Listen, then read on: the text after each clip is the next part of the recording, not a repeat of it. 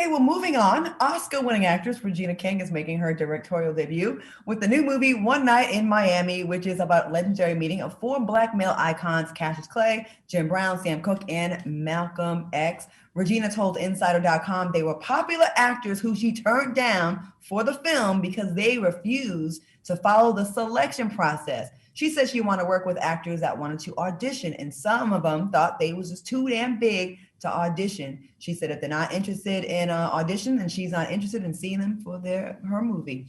What do you think about these casting guidelines? And should A-list actors have to audition like everybody else? So I saw the movie last night.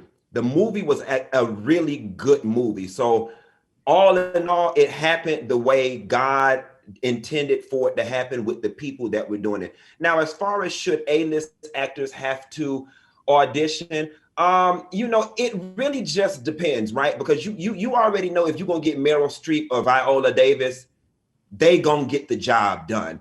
But I'm with Regina King. This was one of her first big directorial debuts, and she needed to make sure that everything was in line and in order. But I'm gonna take it a step further, Claudia.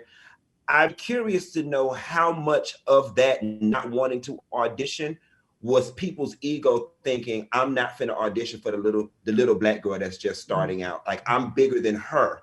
Why am I going to audition for a Regina King movie? I'd be curious to know how much of that was the attitude that went into that. Where there's a lot of that in this business where people do something and it could be 20 years ago, 10 years or whatever, but they still look down their noses at someone. And Regina King is not the one to look down on. That girl is on fire, and her trajectory is like she almost dated Future. She didn't, but I'm just saying the way her career is just out of here, killing it.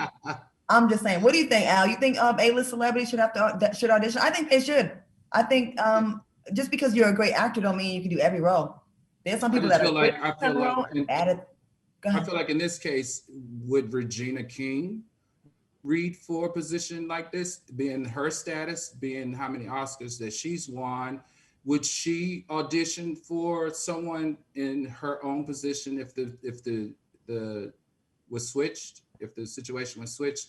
The thing that I like the most about this story, though, and this film coming out now, is it kind of reminds me of what we're going through right now. Like, I feel like that story parallels what's going on right now in a sense.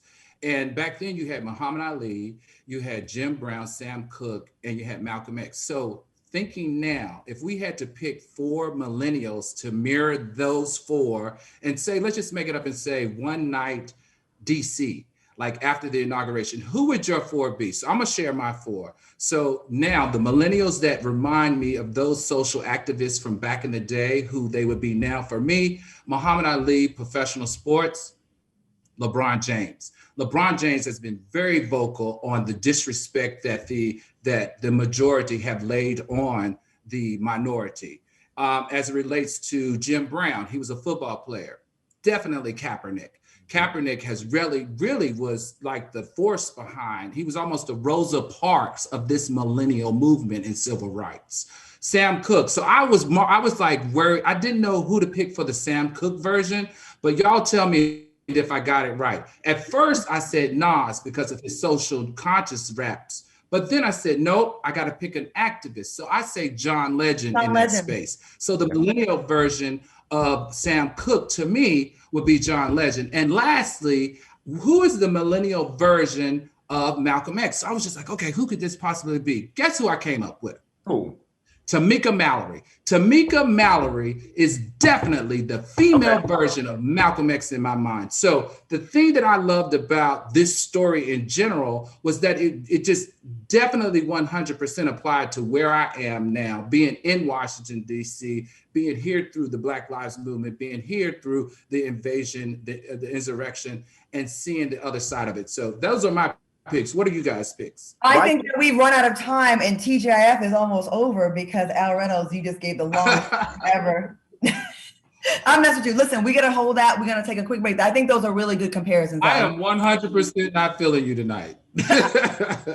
Take a number. We'll be back. Hey guys, Cardi B is taking her career to the next level in 2021. The Grammy award-winning rapper Al, the Grammy award-winning rapper that we recognize her songs, has landed her first lead acting role in the upcoming movie Assisted Living. Cardi will play a small-time crook who disguises herself as an old lady and hides out in a nursing home. What do you think about Cardi's latest power move? And I don't see Azealia on the call sheet. So I think, okay, let me start with this. Cardi's glow up, we love it. I root for her, I support her. I'm just questioning Cardi's ability to carry a movie as lead. She does not strike me as the type that's going to have a whole lot of range when it comes to acting. So it makes me wonder how good this movie is going to be, just period, if she is the lead.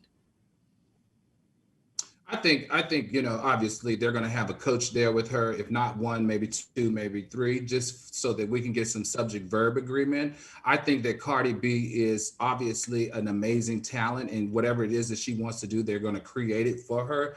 I find it very interesting, though, that Hispanic women who speak the way that she speaks, barely able to speak English, seem to be hot commodities in Hollywood. Like, for instance, Sofia Vergara, is that her name? Remember Sofia Vergara, when she first came to Hollywood, could barely have a subject verb agreement, but she was one of the highest paid female actresses in the industry.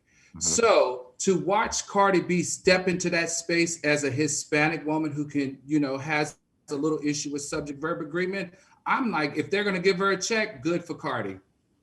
Can I tell y'all something really quickly too? Speaking of Hispanic women, I had a fan moment yesterday. Bitch, I was in Coral Gables at the mall and ran into J-Lo and A-Rod. I saw that on your page. Yes. I actually went to see a private screening of the Regina King movie one night in Miami. And as we're walking through the shops of Merritt Place, paparazzi are running down the stairs. And we were like, that's just a family. And I looked again and it was Stevie Mackey, her vocal coach. I recognized his hair. And I said, oh shit, that's Jennifer Lopez and A-Rod. I've never had a fan moment. I was like literally stunned. I couldn't even speak. I couldn't wave. I just looked like a goofball. Well, A-Rod lives in Coral Gables. He's been there for like over 20 years. A good friend of mine used to live next door to A-Rod in the Gables and would see him I would see him all the time. Who was your rich friend? Who was your rich friend, Al? A professional football player. Yeah? No, Claudia. He's married now. You can't, no. He's off the market, sweetheart. I'm off the market. What you talking about? Oh, you are? Don't even try it, Al. Do you want to play this game with me? Claudia, I'm quick with it. Do you want to play this game? Let me see the ring. I'm not married. I'm not doing that for a while. Oh, okay. Just making sure. Okay, I see. I don't feel bad about all the shit I talked about you today. All right, we're gonna take a quick break, and we got more with TGIF when we return.